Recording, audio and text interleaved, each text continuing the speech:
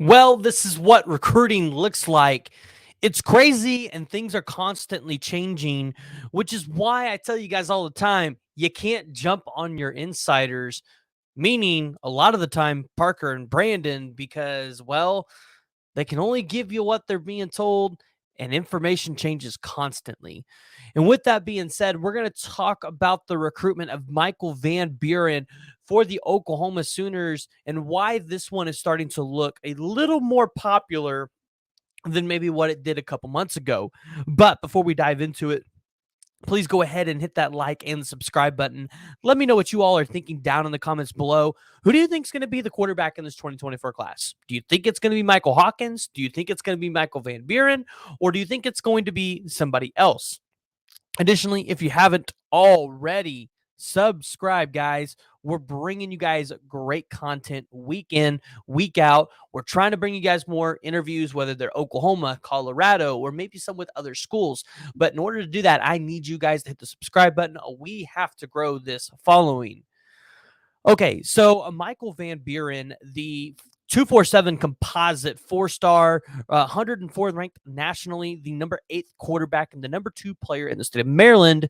This is a recruitment that probably a lot of you Oklahoma fans necessarily haven't been following as much because let's be honest, the talk is around Michael Hawkins and whether or not he will commit to the University of Oklahoma.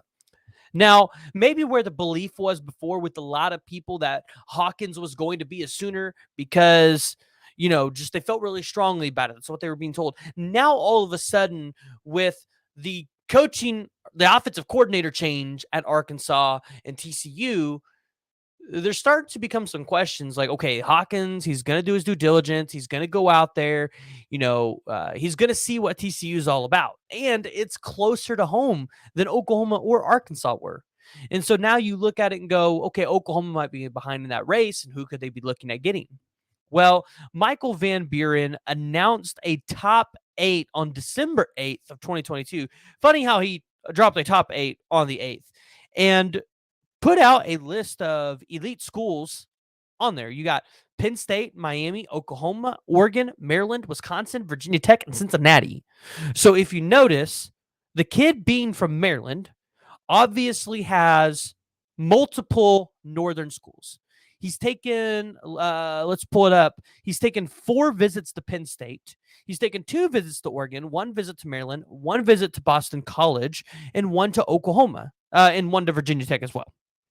And so you're like, okay, if you will follow the visits, all the unofficial visits, well, looks like Penn State's the leader. And with rightful so, right? It's closer to home, not that far away. It's up north. It's something he's familiar with. And like I said, it's only 124 miles away from home. If we go to look at Oklahoma from St. Francis, it's 1,167 miles. Right. And you don't play in the Big Ten. So and until the Oklahoma Sooners go to the SEC and potentially end up on the Eastern Seaboard to play Georgia, South Carolina, or Florida, which those are even still treks for his family, it's going to be hard to see him play at Oklahoma. So you can imagine why maybe Oklahoma isn't a favorite. But I would argue that point by saying Oregon's up there on his list. And Oregon's 2,338 miles away. So maybe playing closer to home, that's not necessarily as big of a deal for him. But when you look at the intangibles of Michael Van Buren, a 5'11", 5'11 and a half, 185-pound quarterback, by no means is this guy tall, right? You're talking probably Kyler Murray size or less. But he's got big hands. And he can make plays with his feet, right? He can quickly get out of the pocket. And it seems like he's comfortable there, if that makes sense, right? He throws extremely accurate balls. He's spot on. And I think this is a guy where you could see him potentially in the NFL. I don't know. I think 247 Sports has him as a 4 to 7 round. He'd probably go in the top 3, maybe even top 2 round.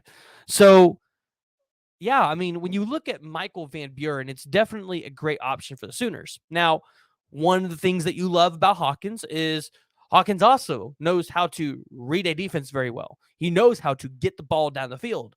And so with both options, they're not bad options. They're not bad options at all. In an ideal world, you would love to land both of them. But at the quarterback position, that would create such a hard competition for both quarterbacks. You don't want to potentially drive both of them out. You want to at least get one in there to be a backup for Jackson Arnold. And then in 2025, go get two guys that you really like. David McComb from Edmond Memorial. Guys, you're going to hear me throw around that name all year long. So go get David McComb from Edmond Memorial, and then potentially go get somebody else like, I don't know, but you can go get another top quarterback in the 2025 class. We haven't done that much deep diving into it. But yeah, this will be a big win for the Sooners. So you get him out of St. Francis Academy. One of the last guys that you got out of the Eastern Seaboard up in the north was Caleb Williams. Now, Van Buren, if you notice, he has posted some social media stuff about Caleb Williams, a picture with him, and and told him good luck for the Heisman. They do kind of work out together, have some training together. So you kind of have to wonder if Caleb Williams is going to have any influence on his decision to come to Oklahoma. Now, we know Caleb Williams talks highly about OU. It's not like Caleb Williams completely bashes on this place and hates it. That's not it, right? Caleb Williams is a businessman. He did what was best for him, and we can't be mad at that. So when it comes to Michael Van Buren, he could 100% kind of help lead him to the palace on the prairie. Because, well, when you talk about traditions in college football, Oklahoma has one of the best, right? They're just one of the best traditions in college football. And I don't think the size should scare anybody away. Because if you see him right next to Caleb Williams, it's about the same size. And you saw what Caleb Williams was able to do. So if Michael Van Buren is able to be half of what Caleb Williams was, then you've got yourself a damn good quarterback. So, like I said, recruiting, it's absolutely crazy. You never know what's going to happen one day to the next.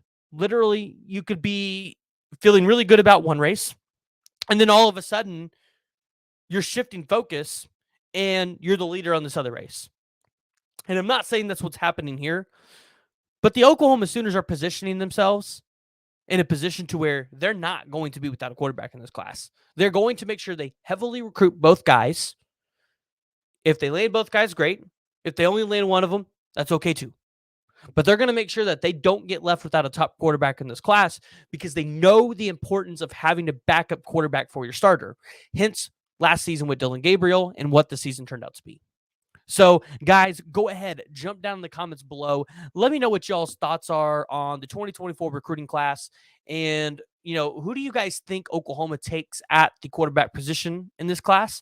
Additionally, if you haven't already, hit that like and subscribe button. Listen, we bring you guys constant college football content, lots of OU content. So, listen, I want to interact with you. We're going to try to do better about the comments. So, jump down in the comments below. Let me know what y'all's thoughts are.